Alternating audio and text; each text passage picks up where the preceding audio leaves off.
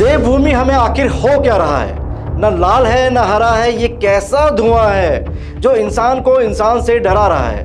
और एक पुरानी लाइन याद आती है, सुना है फसाद है, चुनाव है क्या।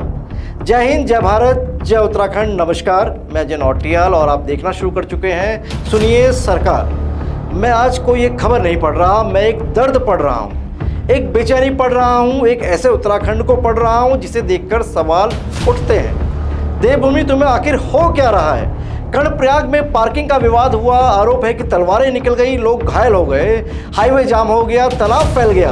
कुछ दिन पहले ऋषिकेश की एक घटना के बाद हरियाणा में #बॉयकॉट उत्तराखंड ट्रेंड करने लगा।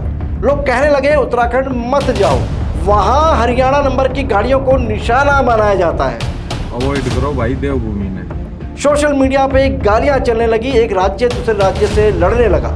कुछ दिन बाद दिल्ली एयरपोर्ट पर खड़ी उत्तराखंड नंबर की गाड़ी के ड्राइवर पर हरियाणा नंबर की गाड़ी के ड्राइवर झड़प करते नजर आए, जो सबने देखा।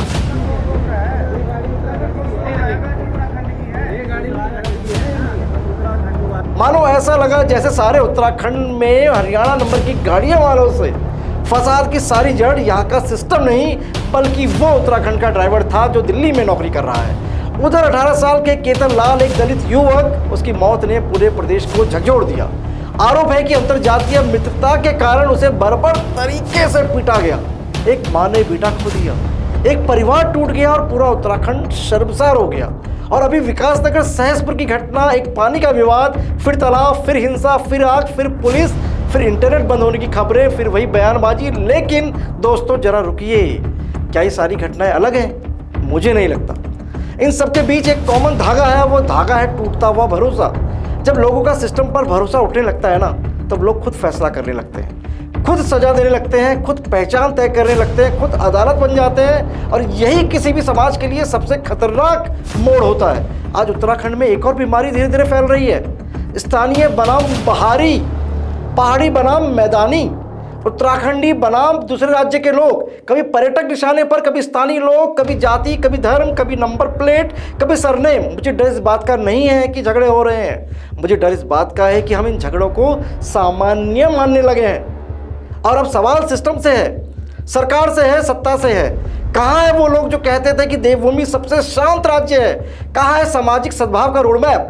कहाँ है पर्यटन प्रबंधन? कहाँ है कम्युनिटी पुलिसिंग? कहाँ है नफरत फैलाने वालों पर त्वरित कार्रवाई?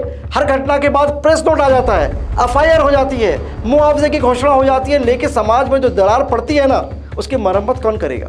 और विपक्ष, तुम भी कान खोल कर सुन लो, तुम्हारा काम सिर्फ ट्वीट करना नहीं है, तुम्हारा काम समाज को जोड़ना भी है। अगर समाज टूट रहा है तो यह सिर्फ सरकार की विफलता नहीं, यह विपक्ष की यानी तुम्हारी भी विफलता है। क्योंकि लोकतंत्र में सत्ता और विपक्ष दोनों मिलकर सामाजिक विश्वास के संरक्षक होते हैं। और हम भी कहाँ बचे हैं? अगर आपके पड़ोसी के घर में आग लगी है और आप चुप हैं तो अगला नंबर आपका भी हो सकता है। इन हालातों में आज महान कवि दुष्यंत कुमार की वो पंक्तियां याद आ रही है, आग लगी है आएंगे जद में और भी कहीं, यहाँ सिर्फ मेरा मकान थोड़ी है। देवभूमि की पहचान क्या है? केदारनाथ की घंटियां, हेमकुंड साहिब की अरदास, चार धाम की आस्था, पिराल कलियर की पवित्रता, आध्यात्मिक नगरी ऋषिकेश की भव्यता, हरि का द्वार हरिद्वार, माँ गंगा की आरती, पहाड़ का अपनापन, अतिथि देव भव की भावना, यही हमारी पहचान है। नफरत नहीं, तलवार नहीं, बहिष्कार नहीं, जातीय घृणा नहीं, क्षेत्रवाद नहीं। और इसलिए आज सबसे बड़ा सवाल ये नहीं कि दोषी कौन है, सबसे बड़ा सवाल ये है कि हम जा कहाँ रहे हैं। क्या हम अपने बच्चों को ऐसा उत्तराखंड देंगे जहां लोग पहले धर्म पूछेंगे, पहले जाति पूछेंगे, पहले नंबर प्लेट देखेंगे और बाद में इंसान देखेंगे? अगर ऐसा हुआ तो समझ लीजिए हार किसी एक पार्टी की नहीं होगी, हार किसी एक धर्म की नहीं होगी, हार पूरे उत्तराखंड की होगी। और देवभूमि की सबसे बड़ी त्रासदी यही होगी कि हमने सड़कें तो बना ली, लेकिन दिलों के बीच पुल बनाना भूल गए। नमस्कार, मैं हूं अजय नौटियाल और आप देख रहे थे सुनिए सरकार। आज सवाल सिर्फ सरकार से नहीं है, हम सबसे है। देवभूमि को बचाना है या उसे धीरे धीरे नफरत की प्रयोगशाला बनाना है? सोचिएगा जरूर, क्योंकि अभी आग दूसरे घर में लगी है, लेकिन धुआं हमारे घर तक भी पहुंच चुका है।